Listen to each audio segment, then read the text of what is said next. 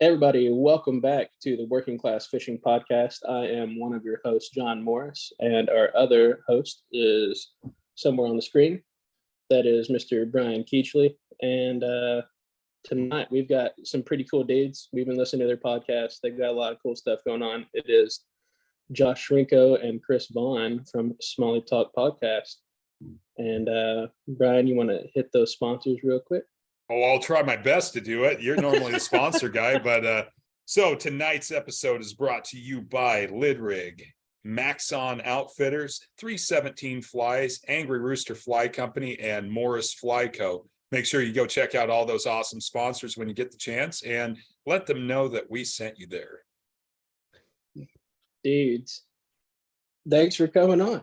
Thank you for having us. You guys are much more professional than we are. Yeah, I was fucking blown away, dude. They didn't just finally mention their sponsors 45 minutes in on accident. Holy shit. You know, we've went through this whole thing, you know, of like, oh, well, this is how we have to structure this and that and this and that. So the most structured part of this podcast is the intro and the ending, and everything else is fair game. There is no script.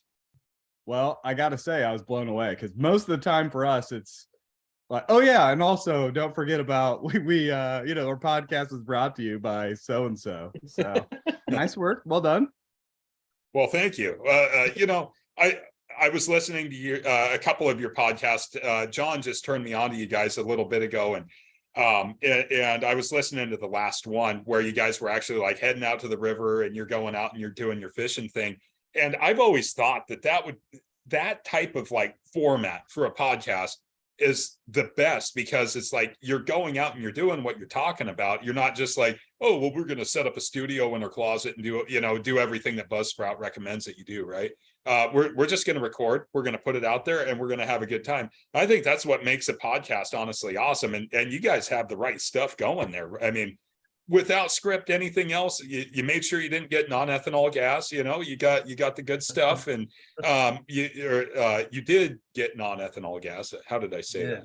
I don't know. I totally fucked that up. And Chris showed up with the dead battery. So and then you went to the auto parts store. Yeah.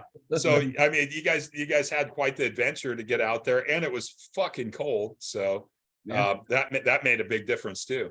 Sometimes it works out. Sometimes, you know, it kind of pulls the the proverbial curtain back a little bit, and people can see that, you know, we're just mostly trying to figure it out too. And there's like zero bar for entry to do a podcast. We just started one, so you know, we're definitely not professional anglers or anything like that, but you know, those on the water episodes are a lot of fun. Although, you know, sometimes I feel like we kind of have to force ourselves to record because we're both. Well, we definitely have lost episodes, like ones that we recorded a little bit on the way, and then we're like, yeah, we'll record some on the water, and then we just have a super shitty day of fishing, and we get done, we're like, there's nothing we're talking about. We're not recording. For sure. Yeah, that happens from time to time. No doubt about it. But Josh and I are also like when we're fishing, we're both pretty hardcore. Like it's tough to even like take breaks to drink water and eat and that kind of thing. So taking breaks to record is rough sometimes. But do you guys get to fish together at all? Because you guys live far apart? No, not yet. We're planning on it. It's a long distance relationship. Yeah. When you guys meet, were you guys gonna meet like halfway and gingerly touch tips and then wade down to the river? Is that the plan? I think we're gonna start in Brian's neck of the woods, and then we're gonna keep moving east. I think maybe end up in Montana. Just a little destination fishery known as Montana. Nice. Yeah. No big deal. You know, well, we had often, you know, I told John at some point in time, I need to make it down to Texas with him and go fish gar and largemouth and all that kind of stuff. And then at some point in time, we would do like the whole Western circuit. You know, we'd hit like 4 or 5 blue ribbon fly rivers and, you know, get him out offshore, you know, into like some real saltwater fishing and do some stuff like that. So, you know, we've talked about it, and it's something that we want to put together as a part of like this whole working class fishing thing. But you know, it takes money and it takes time, and you know, both of those things we got to keep working towards. Definitely. So you're interior Texas then? So you fish like primarily freshwater? Oh, dude, yeah. Well, I'm in Texarkana, Smokey and the Bandit land. Nice. Yeah, nothing but drugs and terrible people here. And but there's big ass gar. And so I mean there's that. But Yeah. But I'm bordering Arkansas. I'm like an hour from Oklahoma. So I'm 6 hours from the White River, like 3 hours from 3.5 from Taneycomo, stuff like that. So primarily I do all my trout fishing and smallmouth fishing up in Arkansas, Ozark region sometimes, Ouachita Mountains other times, kind of mostly like small stream stuff. Honestly, like the rivers I fish aren't big. Yeah, that's kind of like the big issue here too. Like Josh and I just I guess since most of your listeners don't know us, Josh and I are both from central Indiana. So like you know, we have a lot of small rivers here. Like we do have some river, like we both have jet boats. So there are a couple rivers that we can run our jets in, but primarily we fish out of a drift raft, you know, out of kayaks, or we wade fish, you know, pretty small, like, you know, 100 to 500 CFS, you know, small flow type spots. So that's kind of our thing too. And Josh, dude, so I mean you're never gonna be able to live it down. I mean, you're the orange smallmouth guy. Yeah, I forget about that sometimes. I am. I changed my Instagram bio to the orange smallmouth guy, so figured I might as well lean into it. But yeah, I mean, you know, hey, if you're gonna be known for something, you know, I guess catching an orange smallmouth isn't the worst thing you can be known for. It used to be just an insanely talented lover, and now it's an orange smallmouth. So yeah. For those who don't know, I caught a xanthistic smallmouth in Michigan this summer, and at the time I had no idea how like rare of a catch it was. I was like, well, you know, I've never caught one before, but maybe this is like a thing that I don't know about or whatever. And, you know, I started kind of asking around people that I knew, and they're like, oh no, that's super rare. And then of course everybody and their brother were like, oh, I caught one of those 3 years ago. And, you know, they're like posting pictures of these fish that are definitely not xanthistic to, you know, my Facebook Messenger. People, I have no idea who they are. But there was a guy that caught one later this year on that same river. So there must be something in the gene pool or whatever in there that, you know, has produced that pigmentation or that whatever, you know, I don't know technically what it is, like a genetic mutation. But yeah, it's cool. So yeah. Yeah, it was cool. And maybe, you know, it got who picked it up? Was it CNN, Fox News? Who? It was the local Fox affiliate. Yeah, like, that's what I said. Fox News, dude. Yeah, Tucker Carlson. Yeah, they like it turned into a thing. Yeah, there was like a news story. I was in like Outdoor Life, Field and Stream, several, you know, like fishing, a bunch. And honestly, after a while, I just stopped returning messages because there was like tons of people that were asking to like interview me, and I was like, dude, I don't really, you know, want to do 100 interviews about this dumb fish. So a 13-inch smallmouth is your bet. Yeah, famous. well, I made it look. You can tell my picture taking is on point because there are people who are like, "Oh, what's that? Like 2 or 3 pounds?" I was like, "Dude, that was like maybe 14 inches. We're lucky." So I definitely know how to long arm really well. I've perfected that over the years. I'm gonna have to hit you up, you know, about that later for some angles, you know, not yeah. for fit. right? It's all about Not for the angle. fish. When you have an average sized dick, you learn that real quick. It's all about the angle. Here we go. We're going down the path of dicks. Where's Chad Bauer at? You got to measure from the tank to the tip. Yeah, dude, you got to That push counts. it back. You got to get the most out of it, dude. That's how State Game and Fish measures dicks, from tank to tip. Yeah. Clearly. Man, Mouth I'm not a closed, tail scientist. pitched.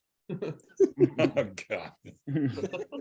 So out in Texas, do you guys have like a 365-day like fishing season? Can you, like, I mean, I know obviously it gets very cold there. It's like probably in the 30s and 40s, but does the water stay warm enough where you feel like, you know, you can get out and wade and fish and that kind of thing, or what? Dude, so there's only one place that I've ever waded in Texas, and that was Possum Kingdom on the Brazos River.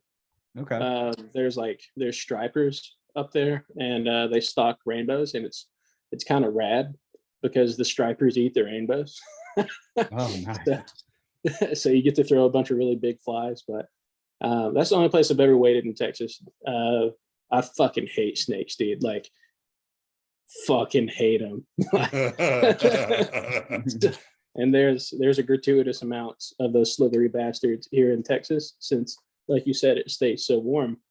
Yeah. That I don't do a lot of wading, dude. I don't like snapping turtles. I don't like snakes.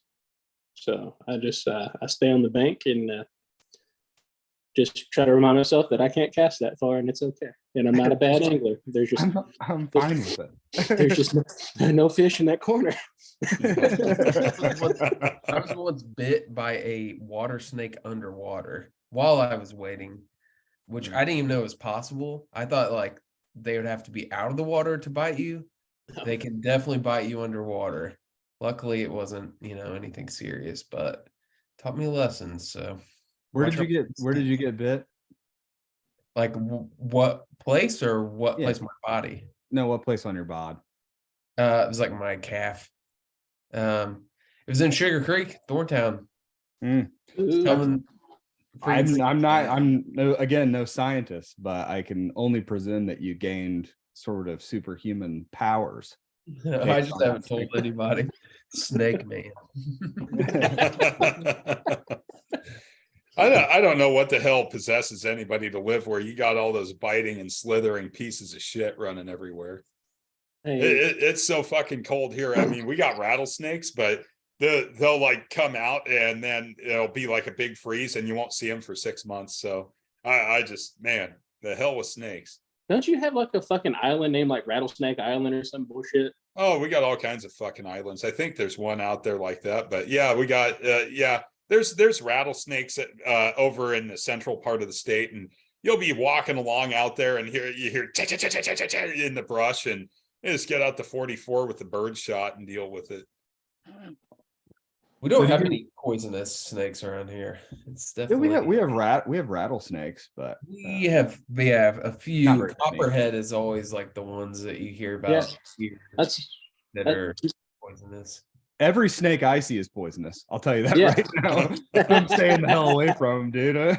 We have a buddy that we fish with all the time, Derek Burton, who picks them up. He just like handles them. He's a real Tiger King vibe, just handles snakes and Tiger fucking Baskins. I've never heard Derek compared to that, but that makes so much sense. He's totally the fucking tiger. he's gonna hate that comparison. But it is what it is. It's accurate. It's accurate. He picks them up all the time, and I'm like, dude, get that out of my boat. I do not want a snake in my craft right now. Get it out of here. Tired of these motherfucking snakes and this motherfucking boat. Motherfucking boats, dude. Oh, So out in Portland, do you fish like the Columbia? Is that like your big fishery then? yeah. So the Columbia is our big fishery out here. I mean, it is the river of the West, and so if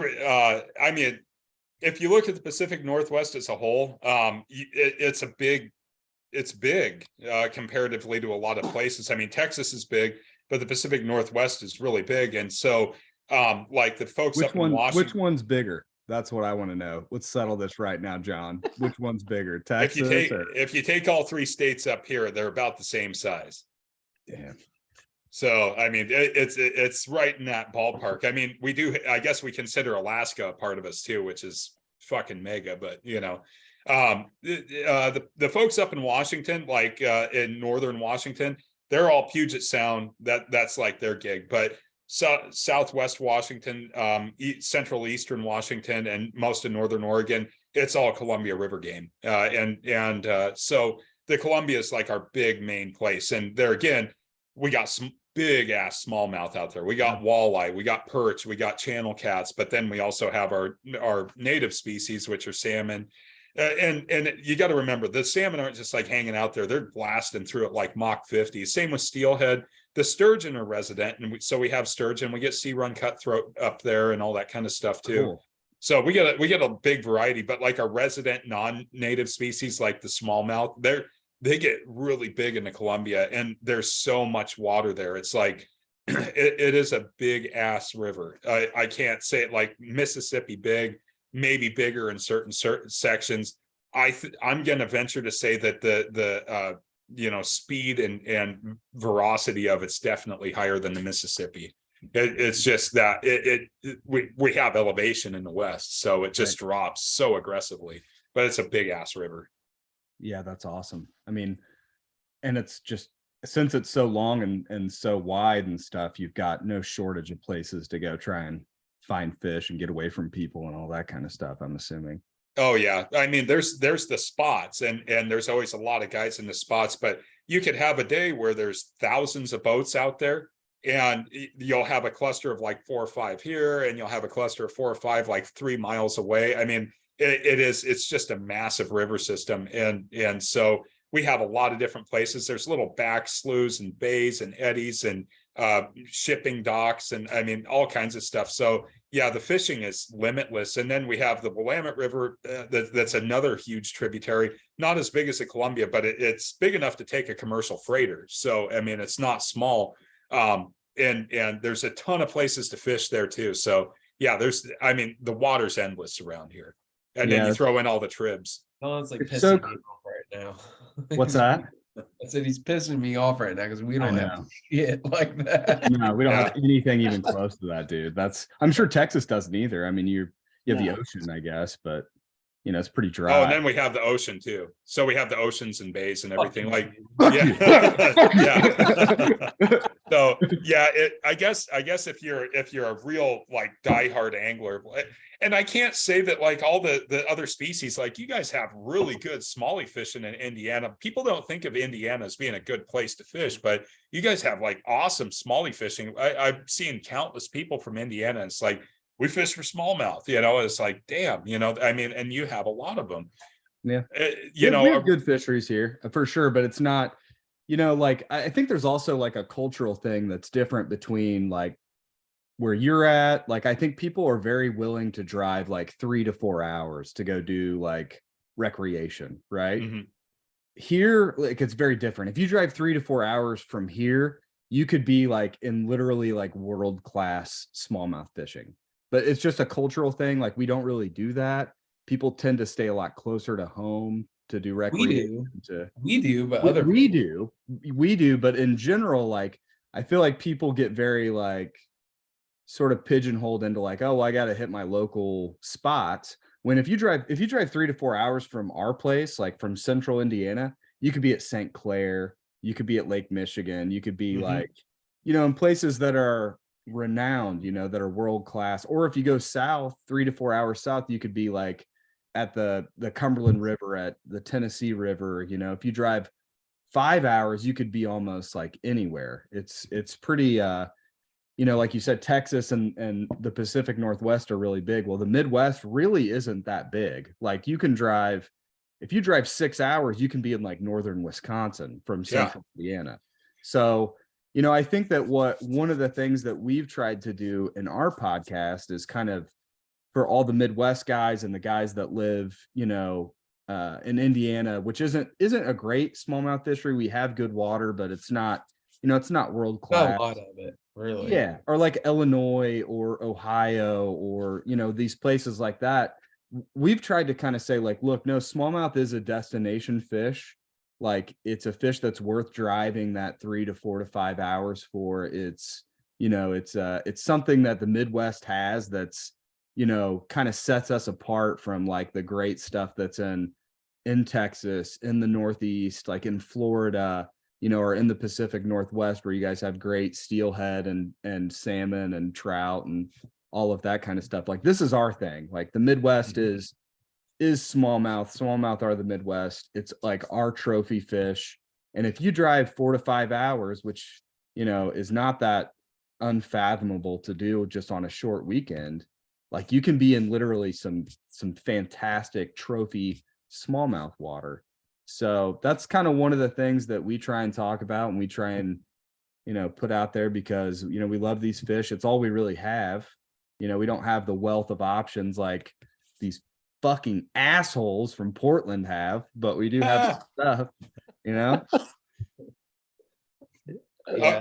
Texas has big fish, just not huge smallmouth. I mean, No, Yeah, I mean, but you guys you work- drive 5 hours and get to like the another ocean. part of Texas. Yeah. Fucking stupid. Yeah, it's like this. It's like 6 hours to get to the coast just so I can like miss every shot at a redfish. It's like, no thanks. Do you do much of that? Do you go out there and try that very much? Nah, dude. Last time I fished saltwater, I was like 13 and I was catching red snapper. Nice. Yeah, well, I'm going to Belize next week for my Hell yeah. friend. Yeah. You got your what line you got? Oh, I'm like hiring a dude because there's no fucking way I can do it on my own. Yeah, I'm hiring like purple and black deceivers, my dude. okay. All right. Yeah,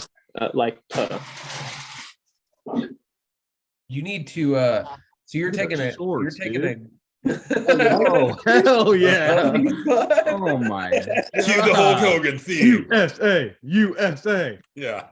All right, Chris, you're taking a guide out, but are you bringing your own rods and stuff then? Yeah, I'm gonna try. I mean, I'm definitely gonna get lost on the kayak for like a few hours and give it a whirl. But yeah, I'm gonna hire like a look at that thing, dude. Did you tie that?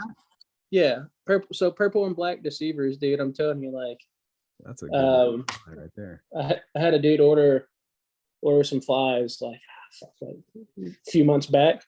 Dude plugged like 110-pound tarpon on one of these black and purple deceivers. So like that is a prime color. That's what I'm going to try for. I've never caught I've caught redfish before.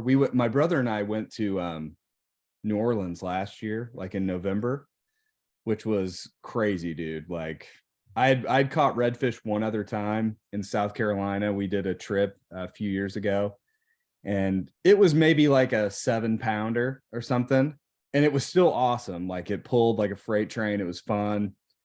And my brother and I were reading about, what happens in New Orleans in like the winter months or whatever. I guess the river, because it hasn't been raining a whole bunch, the water level drops and the water clarity gets up, and the big bull reds like run up into the shallows or whatever. Dude, we both caught like 20, like a 26 and like a 28-pounder or something like that. It was wild. Shit. It was so much fun. So this is only my third saltwater trip, so I'm pretty stoked about it. Dude, you should be. Yeah. Josh, what about you, dude? You got any trips? You were fishing some tournaments recently, weren't you? I haven't, man, to be honest, I got like a huge project at home, remodel thing. So I normally would do more fishing in the winter time, but we've been kind of trying to earn the brownie points, build them up so I can, but I mean, really our problem here is we haven't got any rain in, 3 months. Like They're like historically low. Yeah. We're usually like we were last year, we went out 2 or 3 times in November, and our like kind of favorite Winter River was flowing at like 3,000 CFS, and it's like 400 right now. So it's like just a trickle. But yeah, man. Chris, are you on your have you done any like research for Belize at all? I haven't done a single. I all I know is I'm gonna check the weather, and on a day when it's sunny and calm, I'm just gonna call like every guide that's close to where we're staying and see if I can book somebody.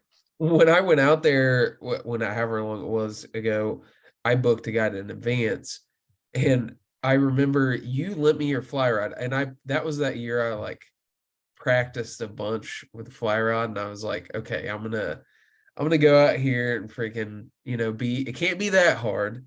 And I was feeling pretty good about myself. And I get out there. For one, the guide was like I thought he would have, the equipment, and I get out there and he's like, oh, you don't have your own fly rod. And I was like, well, I have my buddies. I was like, if you want me to bring it, I was like, it's a 7 weight. So he was like, yeah, go get it. So I went back to the house and got it. And he takes me out, and we were like going for some bonefish. I think that was what my question for you, though. I was trying to figure out what's running right now. If it's like tarpon, permit, and bonefish. I think those are like the 2 main species there. I'm just looking at it right now, and I do know that there's also GTs there, which I didn't realize that. You want to go fling flip flops and catch a psychotic ass fish? That's a good one. Yeah. I think that right now, like, I don't think that the big, because I think tarpon live there all the time, but I don't think that, like the migratory, like the big ones are like running right now. So I don't really care. I want to catch a tarpon. That's all I really care about. So, see, when I was there, he didn't even try for tarpon. He was like, we're gonna go for bonefish, and that's it. And that was like, I've told the story before in our podcast, but we like rolled up. It was early in the morning. My wife was in the boat. I was feeling pretty good. We roll up. Watch this, babe. Yeah. I was like, oh yeah. Well, I had been practicing too with the fly rod there, but it's weird. It's always windy there. It's like, it's a weird thing on an island, because we were like on the coast of Belize, or on the islands that are off the coast of Belize, and it's just like a constant wind. And I did not account for that. When you're smallmouth fishing at home, it's like, oh, you get a little bit of wind. It's like, oh shit, this is hard. Well, it's like always windy out there. So he takes us out there. He's like, finds these bonefish, and they're tailing. And he's like, you can tell he's like super excited. He's like, oh, he's like, all right, dude, these are trophy bonefish. He's like, you see that? You see him right there? And I'm like looking, I'm like, yeah, I see him. He's like, all right. He's like, you're gonna want to put the fly. He's like, right in front of that one to the right. He's like, you want to put it right in front of it and just strip it right across its face. And I'm like, oh, all right, I got this, dude. I'm like loading up, and I lay that fly line across every bonefish that was sitting right there. They all, whoa, they're gone. And he just like puts his hands on his head. He's like, oh my God. It's gonna be a long day, dude. But we ended up catching some smaller ones later. But yeah. Don't pull a Josh Rinko, Chris. I'll try not to, buddy. Don't worry. I'm sure I'll just every shot just put it right on him. It is hard. Like, it's weird. Because even like when we went to New Orleans, like the guys that do it, it's just like us, like on our local spots that we go to all the time. If there's something about it, like you can see that spot, it looks a little different, or you can see, exactly what you're looking for or whatever. Like if you've ever been out with like a saltwater guide, the stuff that they can see that you can't see, it's nuts. And it's like, it's such a visual game, at least fly casting for like, the type of stuff that I would like to do. It's crazy how good those guys are, and how, they do it all the time every day. But yeah, so I think the hopes of me going out on my own and getting anything done is very, very low for sure. It's kind of funny to hear you say that about, the saltwater guys really being able to see and everything. Our saltwater is so, like, it's not tannic, but it is dark. Like, there's a lot of sediment, and it goes deep so fast. Like, you get a quarter mile offshore and you're in 100 feet of water. We don't have like those reefs and stuff like that. So when you go out in the ocean now, if you're inland, it's still like really silty and everything. And it does, our area does not lend itself well. There's guys that do it, but the saltwater fly fishing around here is really like not where it's at. And I've always wanted to go to one of those places like that, to where it's just crystal clear, where you can see the shadows of the fish and everything. That would be so much fun. So what do you guys do? Like, if you're like saltwater fishing, do you like rockfish and flounder and that kind of thing, or what's the big thing? So sport ground fish. So that's like a collection of 20 different types of bottom fish. And then you have halibut. We'll get halibut, and they start at about the 240 foot of water mark and go clear out to 1,000 feet. And you can fish those guys. We do a lot of salmon fishing in the salt, a lot. And then further out, we'll go after tuna. This last year, some guys were actually getting Dorado off our coast. We had like beautiful blue water. Wow. Your prop wash was just like light blue. And these guys were getting like, 50 to 60 inch Dorado offshore trolling for tuna. I mean, tuna are not like the smartest fish in the world. They'll hit a wood plug. We call it a cedar plug with like a big, like 12-aught hook coming out of the back. We just throw it out there and just start trolling at 5 miles an hour. And all of a sudden shit just starts taking off and you're in a school of tuna. So like yellowfin tuna? Albacore. Do you eat those albacore? Oh, hell yeah. Really? Yeah. They'll beat the shit out of a can of bumblebee. Bumblebee tuna. Yeah. Yeah. It's I don't know, is false albie good eating? I don't even know. I'm gonna have to ask some of those like northeastern guys now. What, the northeastern guys? They do yellowfin up there, I think. It's yellowfin or bluefin. Well, I've seen a lot of them like catching false albies, like when they're out there striper fishing. Oh yeah. I don't know if those are like a mackerel species or not. They're all pelagic, so they're all in the upper water column. But I'm not sure I've seen them catch like bluefin on like those tuna wars or whatever the fucking show. They catch like some 900-pound slob, on the banjo minnow. Yeah. God, how good is a banjo minnow? What are you guys, what's your like other than Smallie Talk Podcast? I mean, of course, what other like fishing media do you guys really enjoy listening to? Dude, I listen to a bunch of podcasts. Do you? I watch a lot of, not a lot anymore. I try to read more. Emphasis on try. So like I watch dudes tie flies. Okay. Just so I can really visualize what's going on. And sometimes, they'll give like really good pointers and it just all kind of clicks. But other than that, I just listen to fishing podcasts and watch YouTube. Yeah, I do the same. I watch a lot of YouTube, and I'm not looking for like the big time guys. There's a couple that are bigger, but they have like really cool, relevant stuff. But as far as podcasts go, we have good friends that record a lot of podcasts, and I tend to listen to those, like Justin Lavelle. He does the CB Fly Fishing podcast, and the February Room. That's another fly fishing podcast.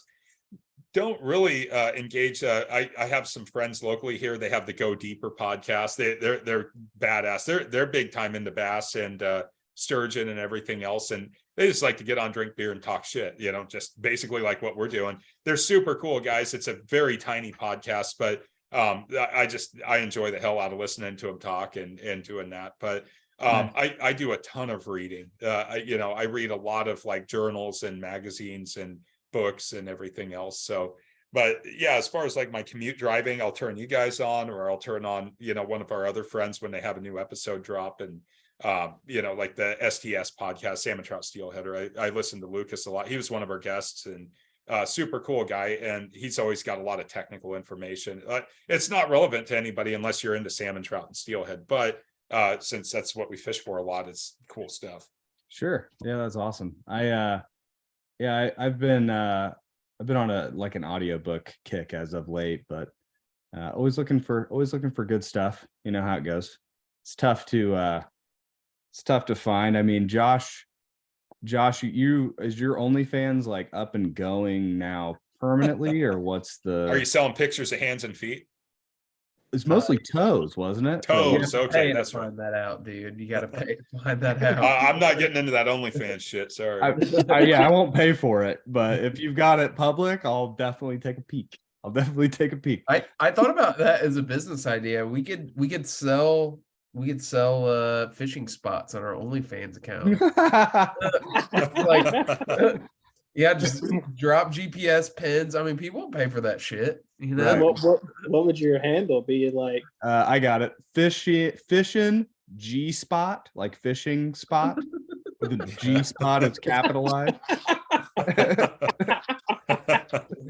Nailed it. That's kind of like Sling Blade, you know, where he's like the medulla ... oblongata. So John, I know you fish like probably similar stuff to us from a smallmouth perspective. But Brian, what's your smallmouth like out there? Like what do you, when you catch smallmouth, other than like when you have heavy stuff on, if you go out to like actually smallmouth fish, what's that look like for you? So usually early spring is all hard bait action. Deep and medium diving crankbaits. That's where it's at, and jerk baits. And the smallmouth, when they finally come out of hiding, like water temperature hits 55, 56 degrees. Of course, that's like in that peak time when the salmon are suspending and everything. So we usually know the smallmouth are ready to bite when we're anchor fishing and they start eating. We call them a Brad's Wiggler, or even like a quick fish. They're plugs. So we know like, okay, they're sitting in 7 to 14 feet of water, because that's about what we fish the salmon in, 14 to 20 feet. So then you go to roundbill cranks. So, whatever one you want. We have our local manufacturer here, Brad's Killer Fishing Gear. You can throw Strike Kings. You can, 6 cents, whatever you want. As long as it gets down into that 7 to 14 foot water column, it's craw colored. They also, like, I call it the Napa color, Napa Auto Parts, because it's like this blue and yellow with a silver belly. They fucking destroy that color. I don't know why. So they'll start hitting that, and they sit over the top of like cobble. Like we get a lot of river gravel. Blah, I can't fucking talk. River gravel. And so you'll just be beating along on that. Like you'll get it diving down and beating along. All of a sudden you just fucking load up and you got a smallie on. But our smallies, then it kind of transitions to punch baits next to structure. So you're throwing Neds or finesse jigs, and you're kind of letting it knock around. And then as the season goes on and they start wanting to eat topwater, then it's a fucking popper game. It's game over. And our smallies are so stupid, they'll hit like a 130 whopper plopper. I mean, they will come up and hook themselves in the asshole and the face and everything else. You'll be, you're just ripping along with like a 7 to 8.2 to 1 gear ratio reel. You're just, and they just come up and crash that shit. I've sent pictures to John of this shit. It's stupid. So are you fishing mostly? I know you were saying the Columbia and then the other bigger river. Willamette. Do you fish in rivers that size mostly, or do you guys have like tributaries that are smaller that we have some tributaries. I won't drop the names of those because I don't like the fuckheads coming up there, but and that's a problem out west here, is like if you tell people like, hey, I can go throw a fucking Mepps XD spinner and catch smallies, they'll be there. And whatever, go out and find your own fucking fishing hole. We got the Willamette and the Columbia there, one's 800 miles long or 1,200 miles, and other one's 200 miles long. Find a place to fish. But we do have like the real fast moving freestone rivers, which are good for trout and steelhead and salmon. But the smallies, what they've done is they've colonized. And one of the cool things about our smallies is that you can be fishing for steelhead with like a drift presentation, and that goddamn thing will fucking grab your shit. And that's the coolest thing. You'll just be drift fishing along. It's just, it's not a steelhead because they kind of trout bite, but a smallie will just grenade the shit out of a drift presentation. and that makes them fun. We do have another river. It's called the John Day River. And I've heard a lot about this river. the motherfucking John Day. If you guys just want to wear fish out, like you want to go run class 3 rapids and you want to go in canyon country in the desert and you want to just, catch smallies until you fucking shit and piss smallies and you don't want to catch them anymore, go to the John Day. I don't know what it is about that river. I don't know why it is, but the first time my daughter and I went over there, we were camping at this campground and I was like, oh, let's go out there and fish. We put on night crawlers and we're just drifting night crawlers along. Fucking smallies. I was like, Jesus Christ, I don't know. We caught like 300 or 400 in like 2 hours. It was stupid. And we're talking ones like this up into, like 14 to 16 inch fish. I was like, all right, let's run back into town. Let's go get some of these plastic worms and try that, because I didn't know shit about bass fishing. I didn't, they weren't something I targeted. So we go and we get all these jig heads and shit, and we're just like bombing into these deep pools. Well, first of all, we're hiking down. I see like a fucking 29-inch steelhead in the shallow. I was shitting fucking glass lampreys.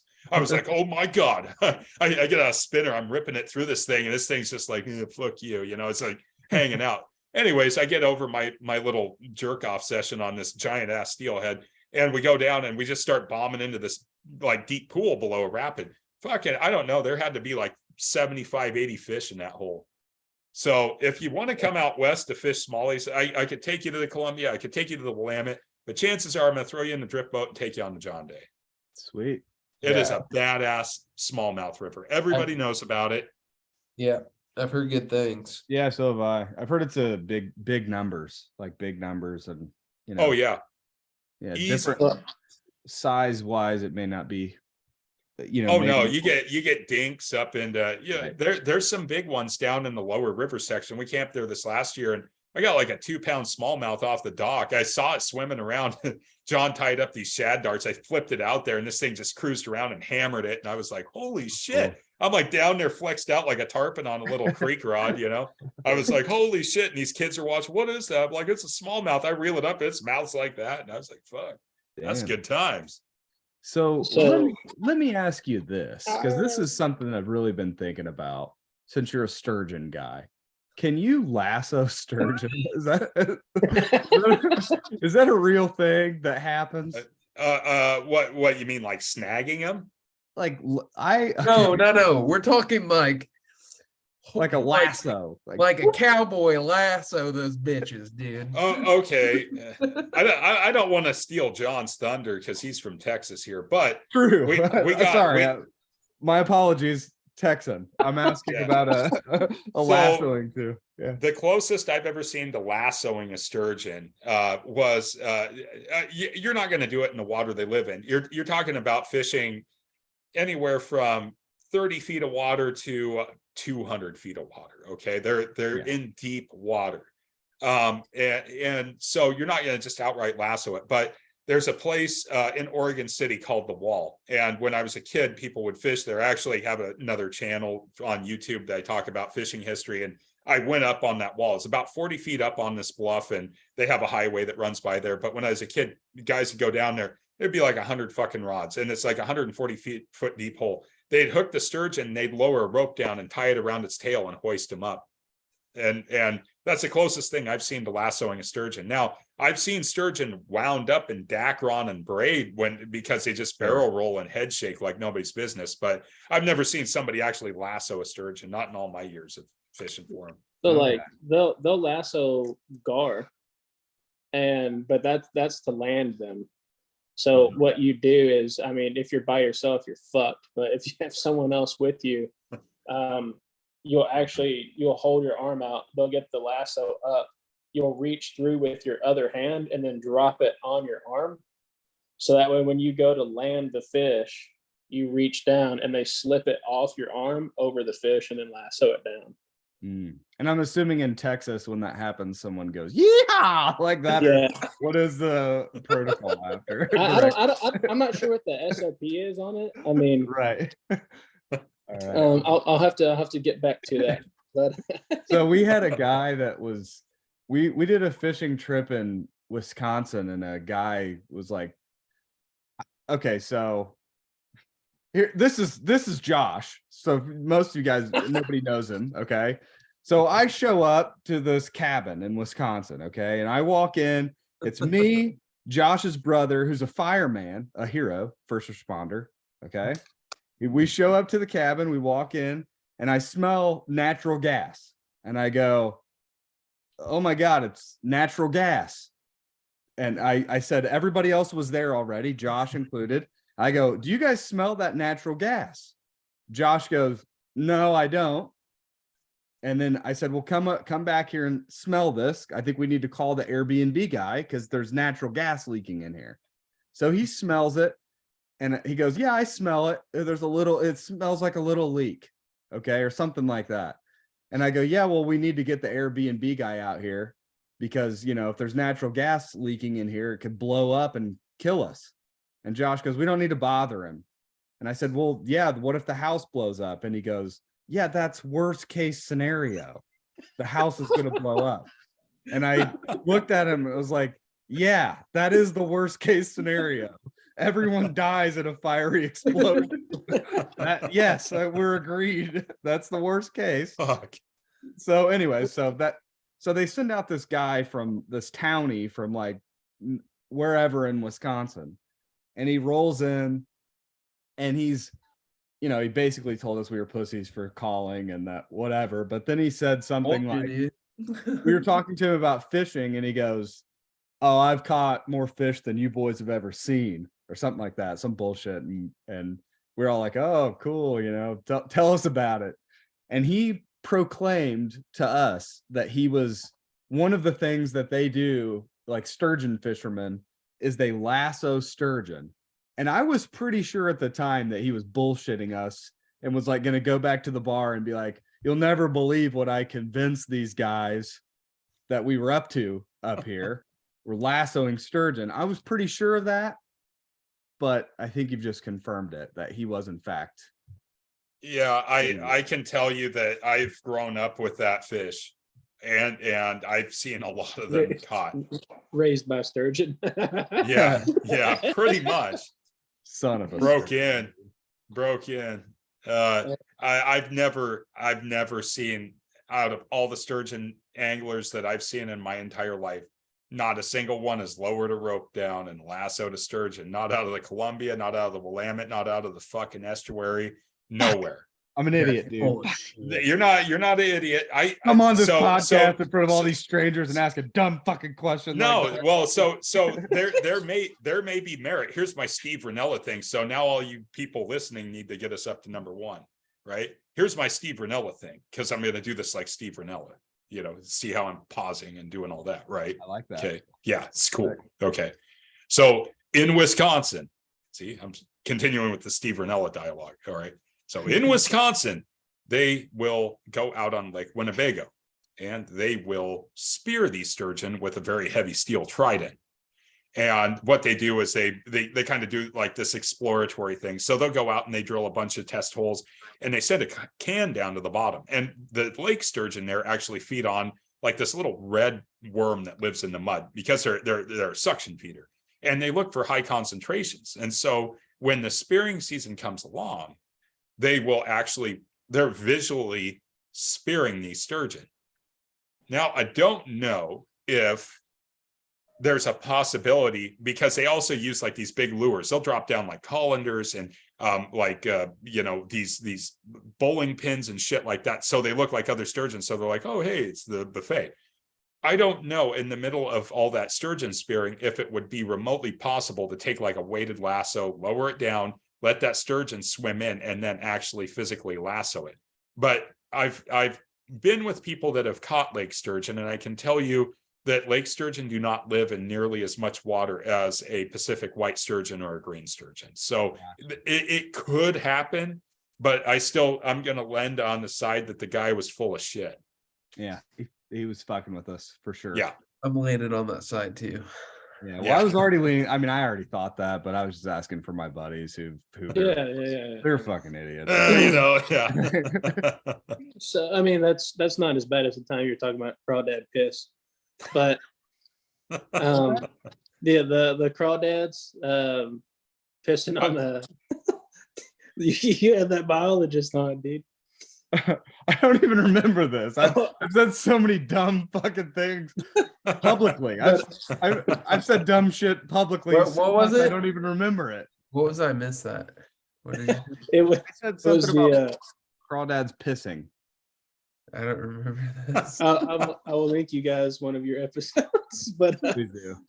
It doesn't surprise me at all. So the quest for 23 though, like how did all that get started? Like is that still the thing? It is still the thing. It'll always be the thing. I don't even know. So Smallie Talk started as a blog. So we started a blog, and it was just Quest for 23. And Chris and I wrote for maybe a year in it, and then we were like, it's too much work to write. So we, transitioned into audio. Transition for the people who live in Portland, transition can actually mean two different things. Yeah. Why don't we define the Indiana transition before people go out with a set of garden shears and start changing themselves? But for the most part, I mean, really, for us, we were just kind of like, man, 23-inch smallmouth would be crazy. Seen a lot of 21s, 22s. 23 is one of those just like you do not hear or see of a 23-inch smallmouth really anywhere. Like, and that goes for, Pacific Northwest or, East Coast or, Midwest, wherever. A 23-inch smallmouth is just very, very rare. Lake, river, it doesn't matter. And for us, it was I would say it's similar to like what I would think like a double-digit bass would be, like a largemouth, except probably more like a 13-pound largemouth. It's like you just don't see them very often. And we were just kind of like, man, let's just talk about us, like, going out and trying to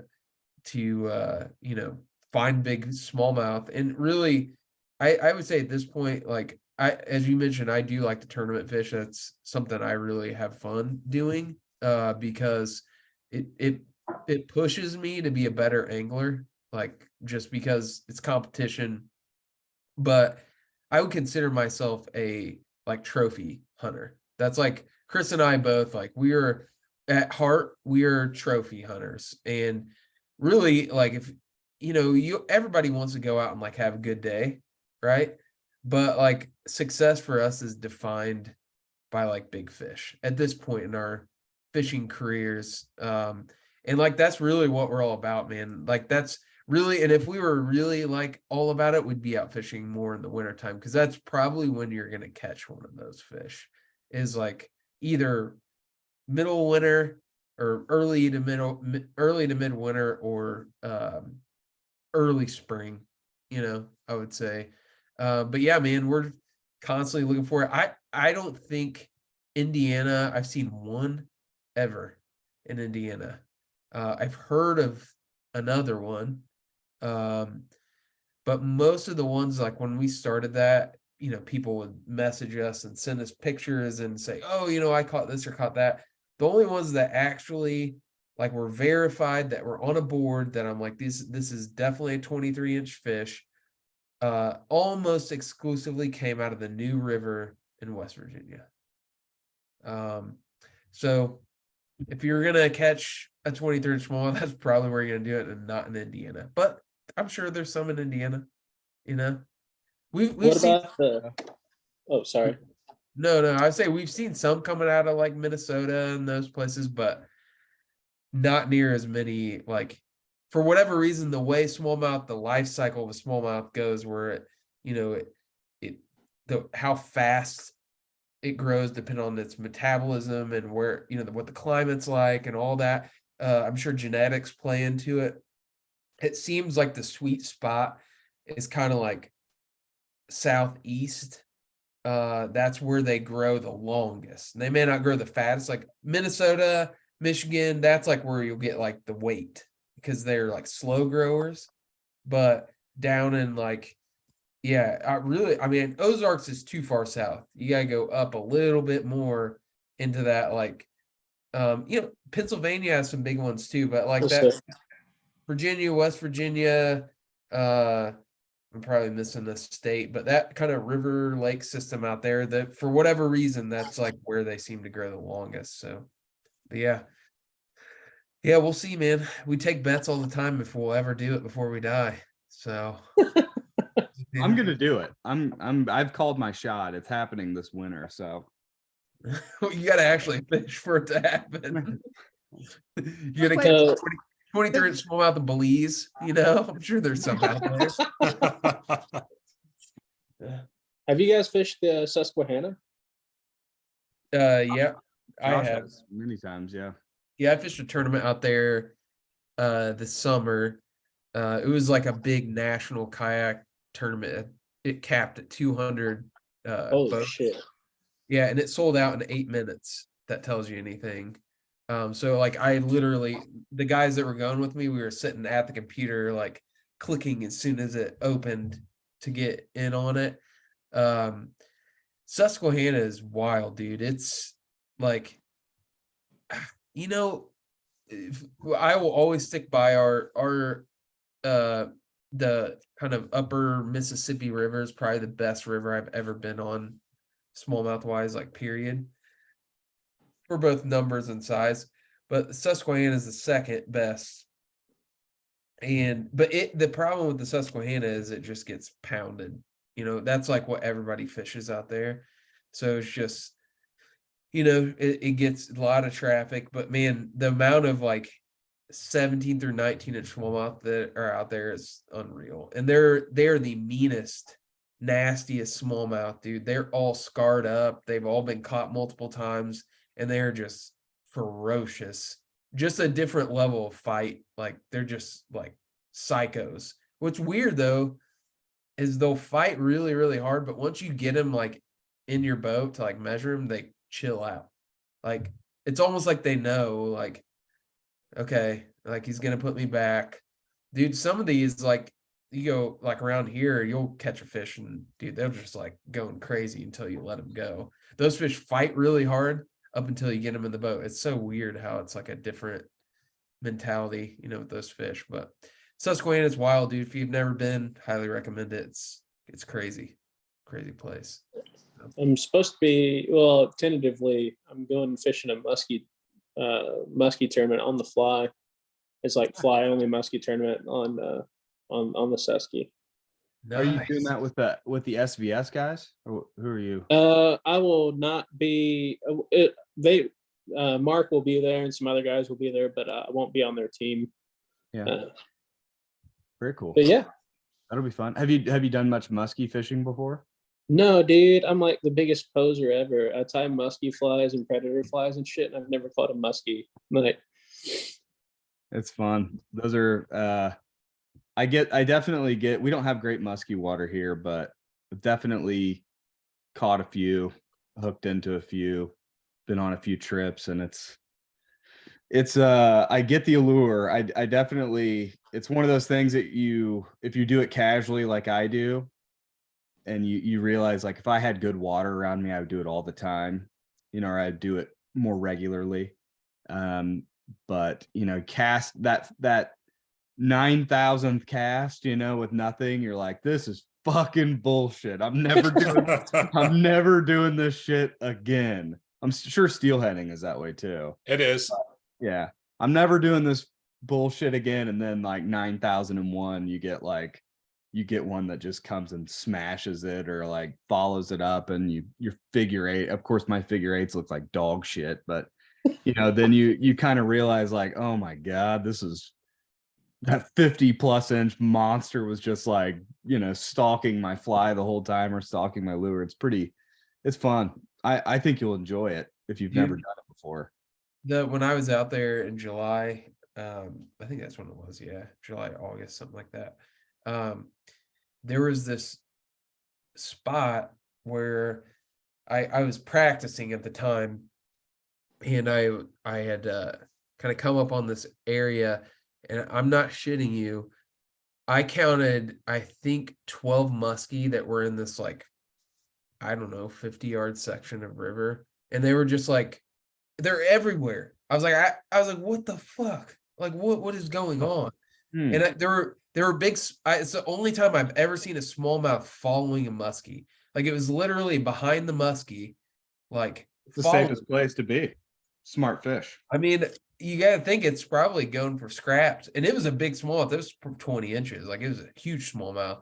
But I was talking to some guys about where I was at, and they're like, "Oh yeah, that's there's a natural spring that comes in right there," and I guess muskie, especially that time of year, it was super low. Like, I mean, low as low could be.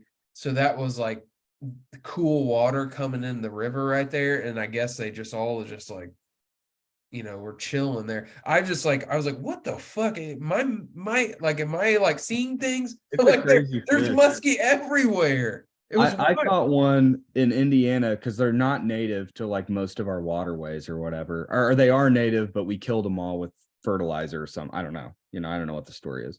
But anyways, I caught one in the White River, which is, it's the river that runs through Indianapolis, which is, right there in the central part of the state or whatever.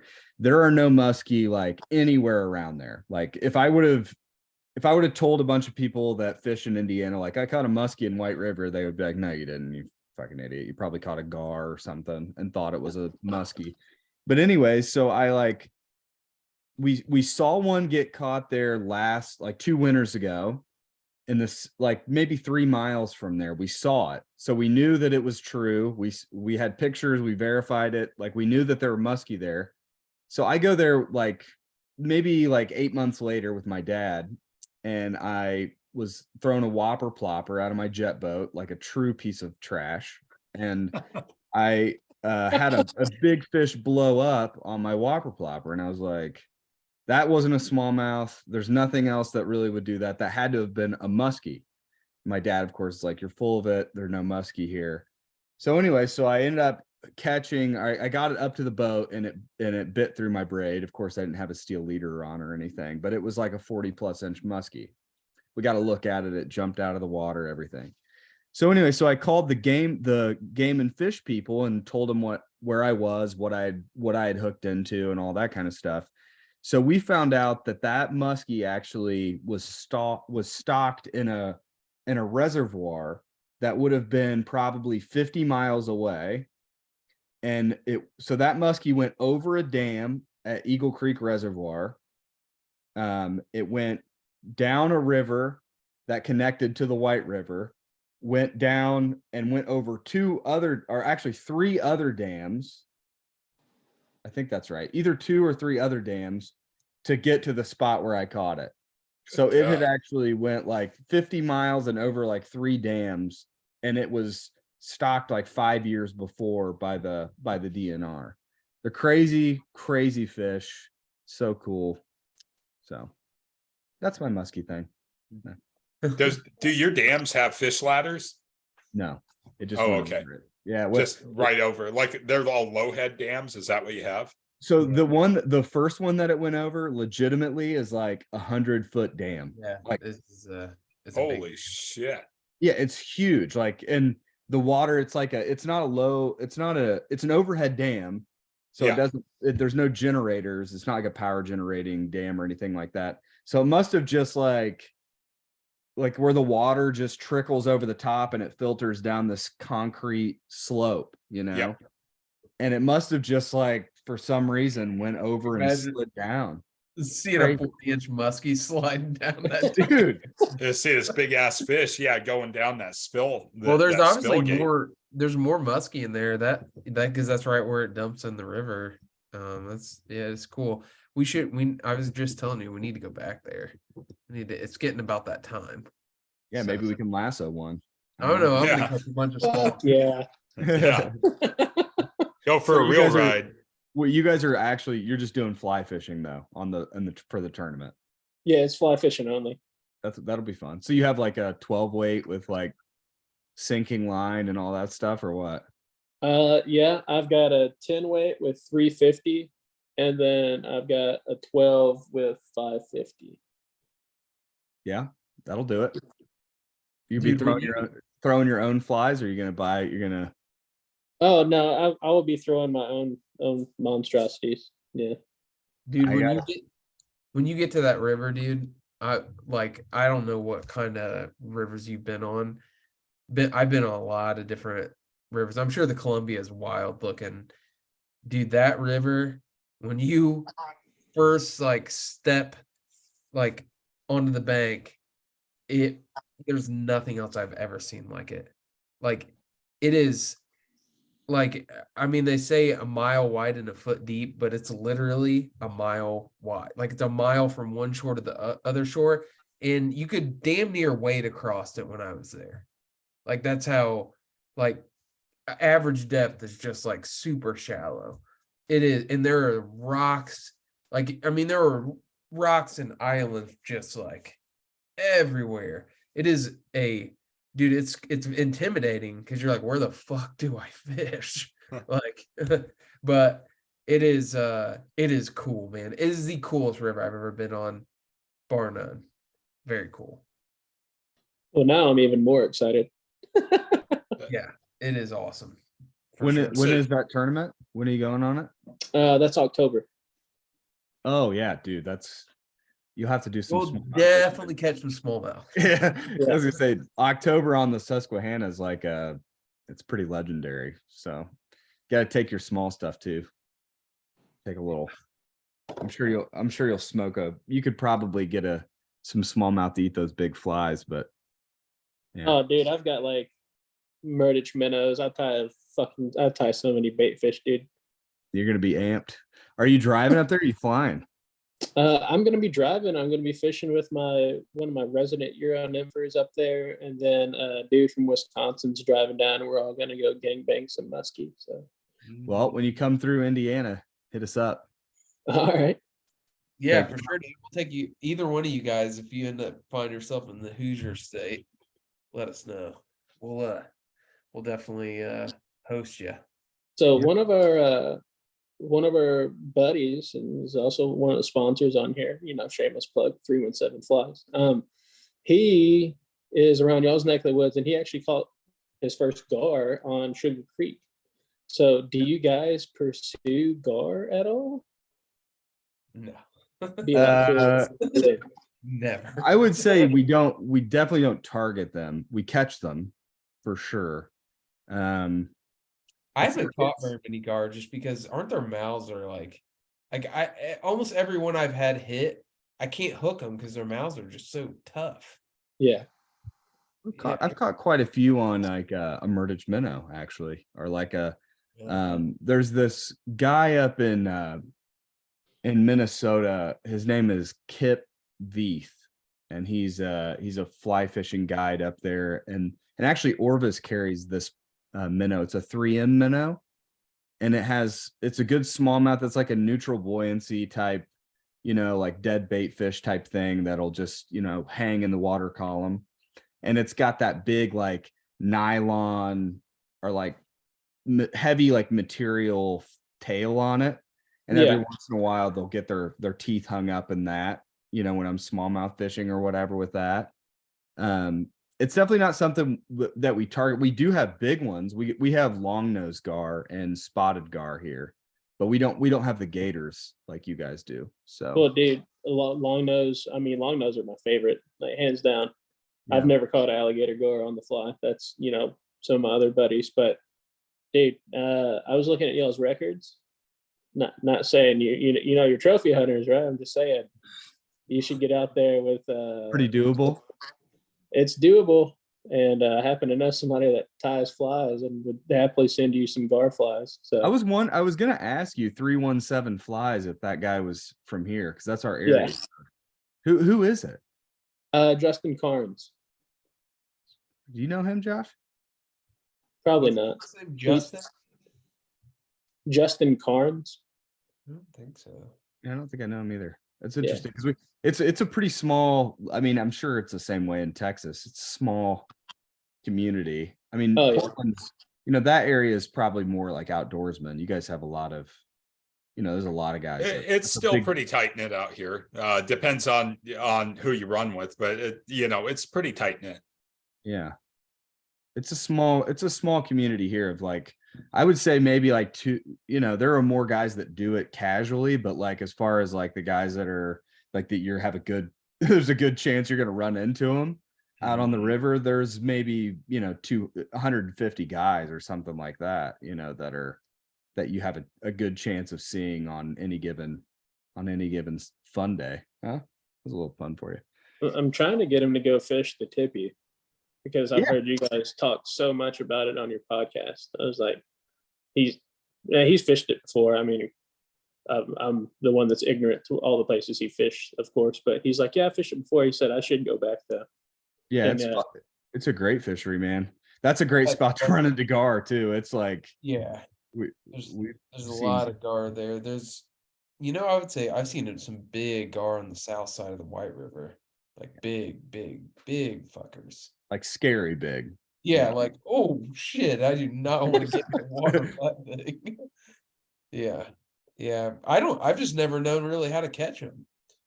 You don't catch them with hooks a lot, right? I mean, you catch them with you can catch them with like kind of like tube fly bullshit, but that's like if you don't want to catch fish. I use rope flies, and I've had some people like really jump down my throat for it because I went on this fly fishing podcast, like this really big one, and I was like, yeah, dude, I fucking use rope flies, and all these people were like, use. Oh no, are you guys still here? Yeah. Oh, everything froze on my end. Oh no, are we still here? Yeah, you came through. Yeah, sorry. Like everyone froze. Like all the pictures did. I was like, oh fuck. But yeah, dude, rope flies. And the trick is like sparse. I don't have any in here. They're in my box. That's another thing. What's in your box? That's a good segue. That wasn't meant to happen. But yeah, dude, rope flies, and I'll send you guys some. Yeah, they're so there's a guy, Carp, his name on Instagram, his real name is Eric, but Carp Stalker 1. Yeah, dude, he's a fucking monster. Dude, he is like, I don't know him personally. He's an Indiana boy, but that guy is like a monster. He like fishes 365 with a fly rod, catches everything. Carp, big gar guy though. I mean, he chases gar all the time. And I'm always like, I mention him as much as I can, just hoping he'll hear me on something and be like, hey, we should fish sometime together. But he's not asked yet. So, whatever. I'll make sure to tag him in this so he won't listen. Yeah. Did you see his new fuck, it looks like a finesse jig. It's just like it's like a sculpin helmet with a jig skirt and a little tail from a CGH. Or no, I think it's like fly skins actually. Dude, it's fucking sick. It looks like a little finesse. Yeah. It's pretty simple. It seems like something somebody would have already made, but yeah, he's got he definitely does the time. I mean, he puts the time in on the water, to like make to like older test guy? those things. Huh? Is he an older guy? Yeah, him and Steve Starr is like his good buddy that they fish together all the time. But yeah, he's like in his, I mean, not older. God, I mean, it's not that old. He's like in his 50s. Yeah, so he's like retired or we're getting close, bro. You're like, how old are you? You're like 40 now, aren't you? Shut the fuck up. 37. 38 here in a bit. I actually have to get off here, boys. My kids are trying to well, shit, let's wrap it up then. They say they have a formal close to this podcast. Now what's here? Oh, well, see, you do your hands like this and you just do that. But everybody, thanks so much for listening. Josh, Chris, it's been a blast, and it's been really awesome. Thanks for taking time out of your evening to come hang out with us. And where can everybody find you two on social media other than, just the Smallie Talk podcast via all the social platforms. Where can everybody get a hold of you guys and ask you rad questions like where can I buy your merch and stuff? We don't really have any. Well, I guess we do. Josh has an apparel company. A cheek. Yeah, we have Smallie Talk shirts. that he sells. I'm about the bronze with underscores in between the words on Instagram. The apparel deals a Chigan brand, ACHIGANBRAND. And we're like just smallmouth, type stuff. And then we're Smallie Talk Podcast at Smallie Talk Podcast on Instagram. So all one word. So. Chris is it used to be like small hands, and then he's like, I thought you were something small hands. No, you were for a little while and you changed it. No, I don't think so. Yeah. But you're thinking of my Xbox thing used to be my little baby hands. That was my. You're thinking of that. Chris has the most enviable fishing hands in the world. He has tiny little hands. That's fucking bullshit. Don't put that out. Flip a fish, it looks humongous. I'm not. Cut that out. That should be edited. This is bullshit. And also, just for the record, that whole time I was talking into that microphone, it wasn't. That was bullshit. That microphone was not working. I figured that out about 45 minutes into this podcast. So sorry. Well, it looked cool. Yeah. Right on.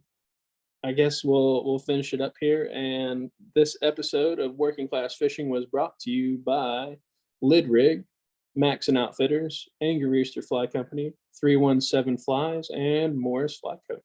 Go check them out. They're a bunch of good dudes. And you can find us at workingclassfish@gmail.com. We're on YouTube, all of your listening platforms. We're on Instagram. You can check out Brian's historical channel at it's PNW Vintage Fishing. Is that correct, Brian? Yep, that's it. All right. And if you want to link up with me for some shitty flies, you can find me at Morris Fly Co. So everybody, just thanks for listening. Thanks for your continued support. And dudes, thanks so much for coming on.